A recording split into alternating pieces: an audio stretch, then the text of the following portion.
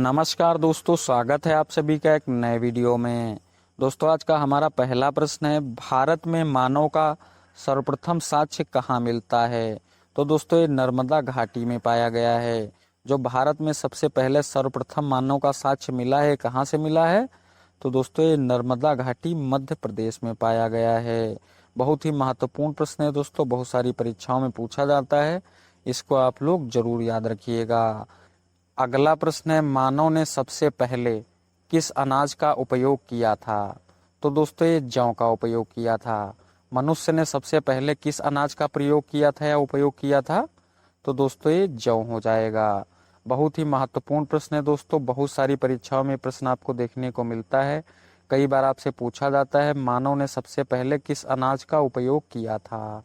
तो दोस्तों, ये जौ हो जाएगा। चलिए आगे देखते हैं।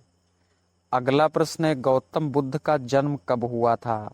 तो दोस्तों, ये 563 ईसा पूर्व में हुआ था। ये जो हमारे गौतम बुद्ध जी थे, इनका जन्म कब हुआ था?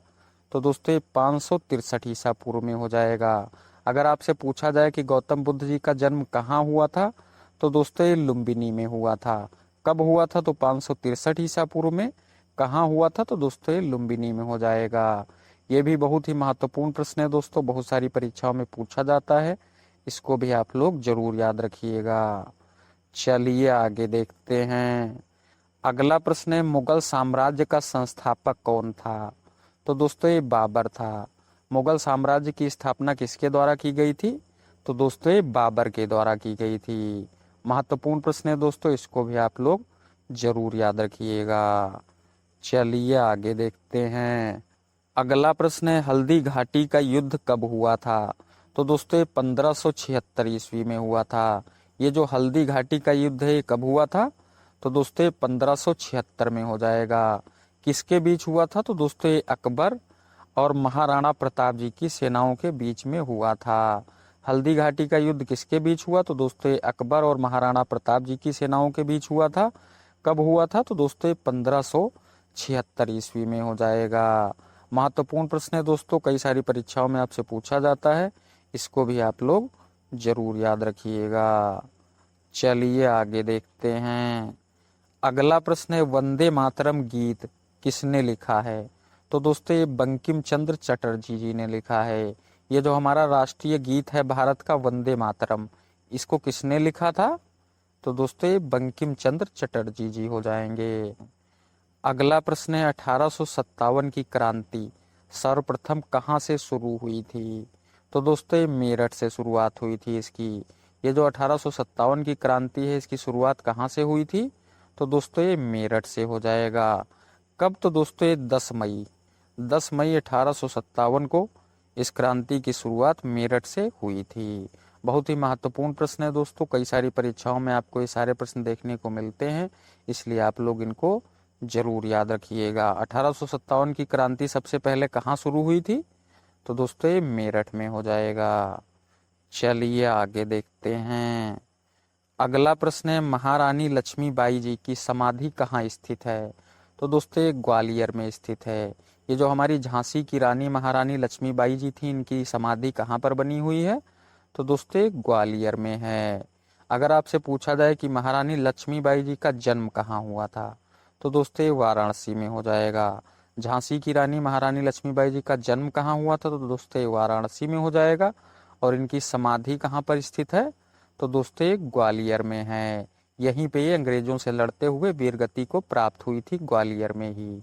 इसीलिए ग्वालियर में ही इनकी समाधि स्थित है। महत्वपूर्ण प्रश्न है दोस्तों, इसको भी आप लोग याद रखिएगा। चलिए आगे देखते हैं। अगला प्रश्न है, करो या मरो का नारा किसने दिया था? तो दोस्तों, ये महात्मा गांधी जी ने दिया था। ये जो नारा है करो या मरो, ये किसके द्वारा दिया गया है? तो दोस्तों, ये महात्मा गांधी जी के द्वारा दिया गया है। चलिए आगे देखते हैं। अगला प्रश्न है, भारत छोड़ो आंदोलन की शुरुआत कब हुई थी? तो दोस्तों, ये वर्ष 1942 में शुरू हुआ था। हमारा भारत छोड़ो आंदोलन किस वर्ष शुरू हुआ था? तो दोस्तों, ये वर्ष 1942 में हो जाएगा। इस आंदोलन की शुरुआत कहाँ से हुई थी? तो दोस्तों, ये मुंबई से हुई थी।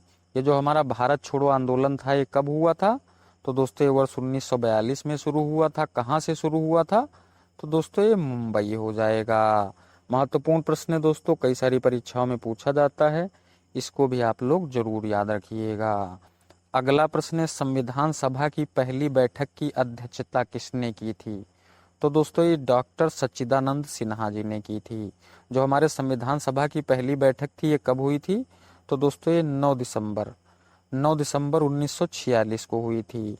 इसकी अध्यक्षता किसने की थी? तो दोस्तों ये डॉक्टर सच्चिदानंद सिन्हा जी, जो संविधान सभा के अस्थायी अध्यक्ष थे, इन्हीं के द्वारा इसकी अध्यक्षता की गई थी।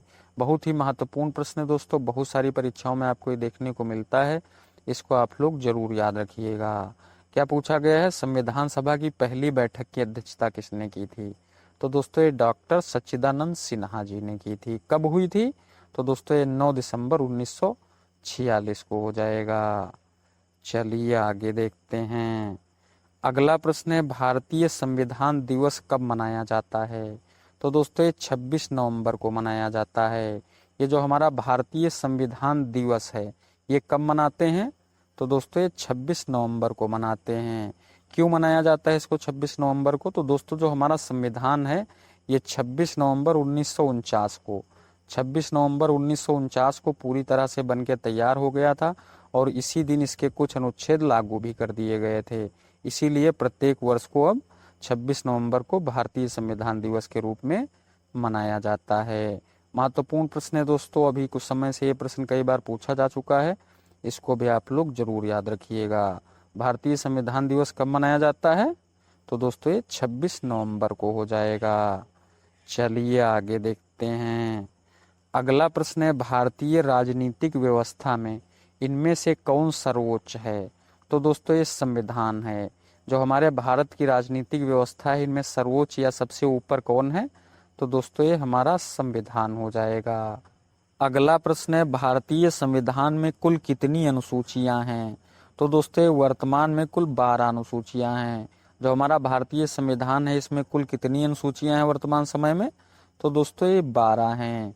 जब हमारा संविधान बन के तैयार हुआ था उस समय हमारे भारतीय संविधान में कितनी अनुसूचियां थी?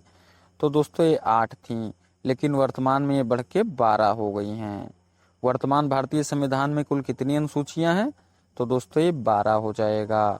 और अगर आपसे पूछा जाए कि संविधान जब लागू हुआ था उस समय संविधान में कितनी अनुसूचियां थी? तो दोस्तों ये 8 थी। महत्वपूर्ण प्रश्न है दोस्तों, इसको भी आप लोग याद रखिएगा। चलिए आगे देखते हैं। अगला प्रश्न है, संविधान को एक पवित्र दस्तावेज किसने कहा है? तो दोस्तों ये डॉक्टर BR अम्बेडकर जी ने कहा है। हमारे भारतीय संविधान को एक पवित्र दस्तावेज किसके द्वारा कहा गया है? तो दोस्तों ये डॉक्टर भीमराव अंबेडकर जी के द्वारा कहा गया है। बहुत ही महत्वपूर्ण प्रश्न है दोस्तों, बहुत सारी परीक्षाओं में आपको प्रश्न देखने को मिलता है, इसको भी आप लोग जरूर याद रखिएगा। संविधान को एक पवित्र दस्तावेज किसने कहा है? तो दोस्तों ये डॉक्टर भीमराव अंबेडकर जी हो जाएंगे। चलिए आगे देखते हैं।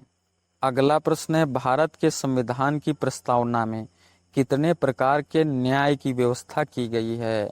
तो दोस्तों ये 3 प्रकार के न्याय दिए हुए हैं। जो हमारे भारतीय संविधान की प्रस्तावना या उद्देशिका है इसके द्वारा नागरिकों को कितने प्रकार के न्याय की व्यवस्था दी गई है? तो दोस्तों ये 3 प्रकार के हैं। ये कौन कौन से हैं? तो दोस्तों ये राजनीतिक न्याय, आर्थिक न्याय और सामाजिक न्याय। राजनीतिक, आर्थिक और सामाजिक 3 तरह के न्याय की व्यवस्था जो है दोस्तों हमारे भारतीय संविधान की प्रस्तावना में की गई है, जो कि प्रत्येक नागरिक के लिए लागू होती है। महत्वपूर्ण प्रश्न है दोस्तों, इसको भी आप लोग याद रखिएगा। भारत के संविधान की प्रस्तावना में कितने प्रकार के न्याय की व्यवस्था की गई है? तो दोस्तों ये 3 हो जाएगा। अगला प्रश्न है, भाषाई आधार पर सर्वप्रथम किस राज्य का गठन हुआ है? तो दोस्तों ये आंध्र प्रदेश हो जाएगा। भाषा के आधार पर सबसे पहले कौन सा राज्य बना था? तो दोस्तों ये आंध्र प्रदेश हो जाएगा। बहुत ही महत्वपूर्ण प्रश्न है दोस्तों, बहुत सारी परीक्षाओं में आपको ये प्रश्न देखने को मिलता है, इसको आप लोग जरूर याद रखिएगा। भाषाई आधार पर सबसे पहले किस राज्य का गठन हुआ था? तो दोस्तों ये आंध्र प्रदेश हो जाएगा। चलिए आगे देखते हैं। अगला प्रश्न है, भारतीय संविधान के कौन से अनुच्छेद नागरिकता से संबंधित हैं? तो दोस्तों ये अनुच्छेद 5 से 11 तक हैं। जो हमारी नागरिकता है संविधान के किस अनुच्छेद में दी हुई है? तो दोस्तों ये अनुच्छेद 5 से 11 तक में दी हुई है। बहुत ही महत्वपूर्ण प्रश्न है दोस्तों, कई बार आपसे पूछा जाता है कि भारतीय संविधान के कौन से अनुच्छेद नागरिकता से संबंधित हैं। तो दोस्तों ये अनुच्छेद 5 से 11 हो जाएगा। और अगर भाग पूछा जाए तो दोस्तों ये भाग 2 हो जाएगा। जो नागरिकता है संविधान के किस भाग में है? तो दोस्तों भाग 2 में है। किन अनुच्छेदों में है? तो दोस्तों ये 5 से 11 के बीच में है। दोस्तों सभी प्रश्न महत्वपूर्ण थे, परीक्षाओं में पूछे हुए थे। वीडियो कैसी लगी कमेंट करके जरूर बताएं, और चैनल पे नए हैं तो चैनल को सब्सक्राइब और वीडियो को लाइक जरूर करें। नमस्कार, धन्यवाद।